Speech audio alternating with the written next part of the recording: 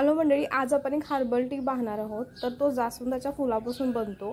तर त्यासाठी तुम्ही सुकलेली फुलं वापरू शकता जास्वंदाची, किंवा फ्रेश फ्लावर्स वापरू शकता। दोन्ही नसतील तर तुम्हाला सध्या ऑनलाईन सुद्धा हिबिस्किस फ्लावर टी असा मिळतोय, तुम्ही तोही मागवू शकता। तर आज आपण हा चहा बनवायचा कसा तो पाहणार आहोत। आरोग्यासाठी खूप जास्त फायदेशीर आहे हा, आणि खूप सोपा आहे बनवणं। पाहूयात कसा बनवायचा। जास्वंदाची जी फुलं असतात ती तुम्ही फ्रेश सुद्धा वापरू शकता किंवा ड्राय सुद्धा वापरू शकता। घरी आपण जास्वंदाची फुलं कशी सुकवायची आहेत ते पाहून घेऊयात।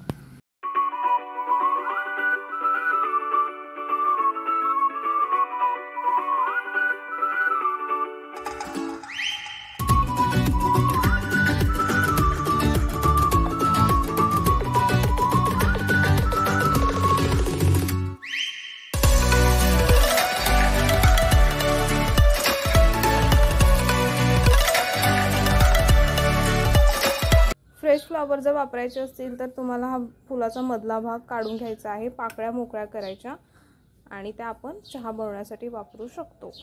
तर आज आपण ड्राय त्याची जी पाकळ्या आहेत त्यापासून चहा बनवायचा पाहूयात। साधारण एक ग्लास कंटेनर घेतलाय मी, मग टाईप। त्याच्यामध्ये गरम पाणी घ्यायचं आहे। तसेच त्या गरम पाण्यामध्ये पाकळ्या ज्या आहेत जास्वंदाच्या त्या 4 ते 5 पाकळ्या मी टाकून घेणार आहे। कंटेनर झाकून घ्यायचा आहे। पाकळ्यांचा पूर्ण अर्क त्या पाण्यामध्ये उतरतो। साधारण 10 मिनिटं गरम पाण्यात त्या पाकळ्या तशाच ठेवायच्या आहेत। 10 मिनिटांनंतर तुम्ही ते जे फ्लावर्स आहेत त्याच्या पाकळ्या त्या रिमूव्ह करून घ्यायच्या। पाहू शकताय पूर्ण अर्क जो आहे तो पाण्यात उतरला आहे। तर हा आपला चहा जो आहे तो आपण असाच घेऊ शकतो। जर तुम्हाला याची टेस्ट वाढवायची असेल तर तुम्ही त्यासाठी 1 चमचा मध वापरू शकता। साधारण मी हा प्लेनच घेते, पण तुम्ही ह्याच्यासाठी मध वापरू शकता 1 चमचा एका ग्लाससाठी। तसेच लिंबू जो असतो तो सुद्धा तुम्ही स्क्वीज करू शकता, याने त्याचा कलर चेंज होतो। पाहू शकता थोडा त्याचा कलर चेंज होतोय लिंबू ॲड केल्यामुळे त्याच्यात।